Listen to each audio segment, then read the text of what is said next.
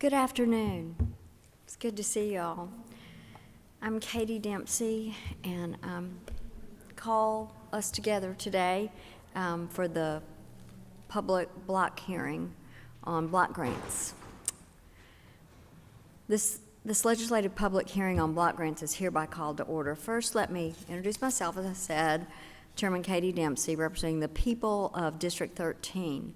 Sitting on the podium with me is Chairman Ben Watson, representing the people in the Senate of District 1, Amber Mack, representing the House Budget and Research Office, and Caitlin Little, representing the Senate Budget and Evaluation Office. Rashad Jackson, Budget Director for the Department of Human Services, and Chris Hamilton, Deputy Chief Financial Officer for the Department of Behavioral Health and Developmental Disabilities. Before we get started, is there anyone with us who requires sign language interpreter services?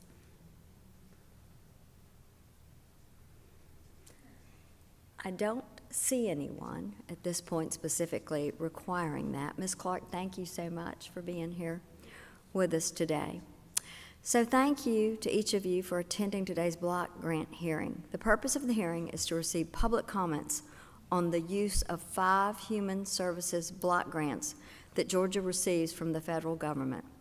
The hearing also provides the members of the Georgia legislature the opportunity to listen to the views of private citizens and other interested parties on how block grant funds should be used for state fiscal year 2023, which will begin on July 1, 2022. These block grants are Community Mental Health Block Grant, Community Services Block Grant, Low Income Home Energy Assistance Block Grant, Social Services Block Grant, Substance Abuse Prevention and Treatment Block Grant. Public input is an important aspect of the deliberative process that the Georgia legislature undertakes in making decisions about the state's budget. Thank you for taking the time to participate in this process today. At this time, Rashad Jackson will provide a summary of the grants and explains how he will proceed. Please welcome Mr. Jackson. Thank you, Representative Katie Dempsey. As Representative Dempsey has stated, the Department of Human Services will receive public comments on 3 federal block grants today. By federal law, Georgia is required to hold public hearings on these grants. These 3 grants are the Community Services Block Grant, the Low Income Home Energy Assistance Block Grant, and the Social Services Block Grant. At this time, I will give you a brief overview of each of these grants. The Community Services Block Grant provides funds for services and activities that impact the causes of poverty and to assist low-income participants. These funds are distributed to local agencies throughout the state and fund a wide range of services including employment, education, meals and nutrition services, and housing services. The Low Income Energy Assistance Block Grant provides cash assistance to qualified low-income households for home energy costs, weatherization costs, and insulation, caulking, weather stripping to reduce energy consumption and for energy crisis intervention. Finally, the Social Services Block Grant funds various services such as daycare services for children, adults, and persons with mental retardation, home-delivered meals, homemaker services, transportation, and production services for adults and children.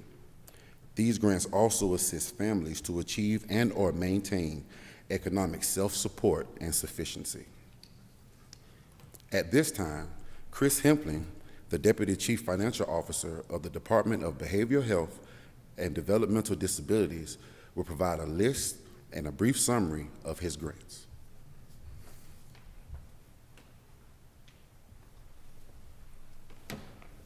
Thank you, Rashad. The Department of Behavioral Health and Developmental Disabilities will receive public comments on 2 federal block grants today. These 2 grants are the Community Mental Health Services Block Grant and the Substance Abuse Prevention and Treatment Block Grant. Here is a brief overview of these grants. The Community Mental Health Services Block Grant implements the provisions of the Mental Health State Plan by providing services to individuals with a serious mental illness and to children with a serious emotional disturbance. The Substance Abuse Prevention and Treatment Block Grant provides funds for community-based alcohol and drug treatment, prevention, and early intervention programs. Thank you. Now I will turn it back over to Rashad to continue the proceeding.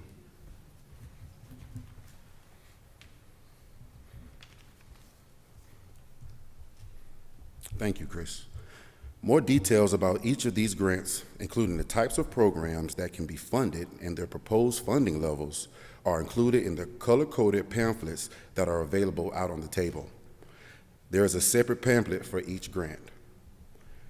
Before receiving your comments, let me go over a few ground rules. We will take speakers in the order in which they signed up to speak. If you have not signed up yet, you may do so at this time at the back table. Please give us your name and the name of the organization that you represent.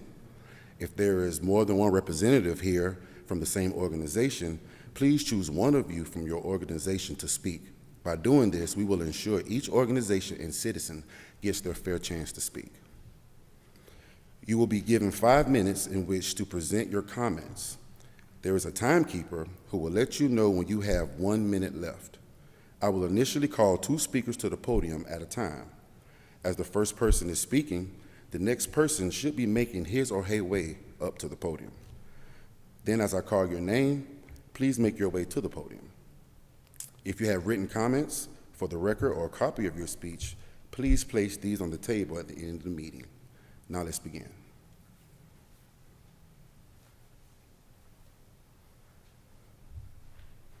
As there are no speakers, we have a statement from Leslie Searles representing the Kinship Care Advisory Board. Each panel member have received a copy of the statement. Vicki Johnson, who's representing the Georgia Council on Aging, is calling in virtually to speak.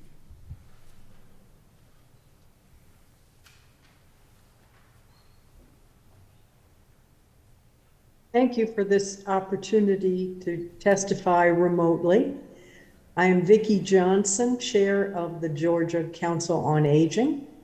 As part of its advisory responsibility to state government, the Council would like to address the allocation of social services block grant funding for seniors.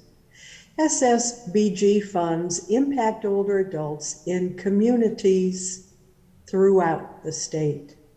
We support the governor's budget recommendations of allocation of SSBG funds in the Department of Human Services budget for programs benefiting older adults.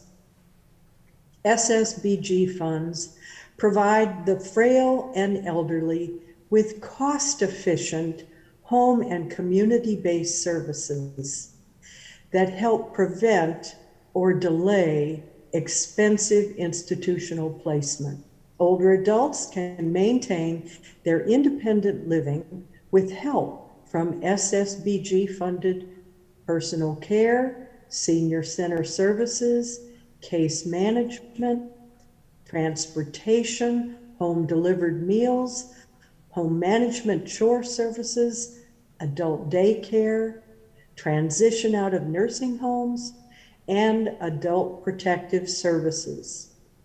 SSBG funds also support regional aging and disability resource centers, where older adults can get resource information about available services in their community, including private pay services. ADRCs have provided a critical link for seniors during the COVID-19 pandemic. Georgia has the 9th fastest growing population at or over the age of 60, and the greatest growth rate among that population is for those 80 and older. Georgia can continue to serve some of the most vulnerable by using SSBG funds to provide vital and preventative services to our seniors. Thank you for your favorable consideration and for your support for Georgia's seniors.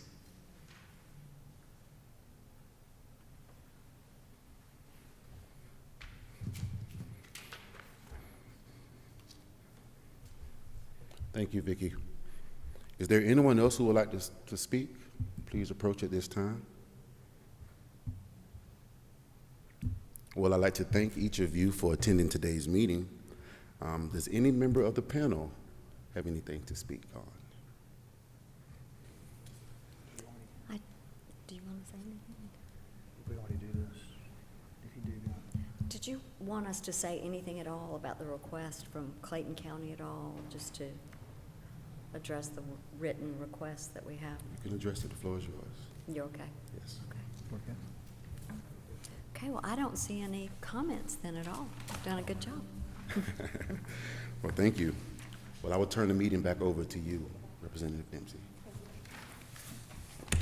Thank you, Mr. Jackson, and thank you to each of you. It is very important that we do take this time and pause and make sure that we are in compliance and ready to consider the monies that will come into communities and to organizations through these block grants. So there being no other business, we are adjourned. Thank you.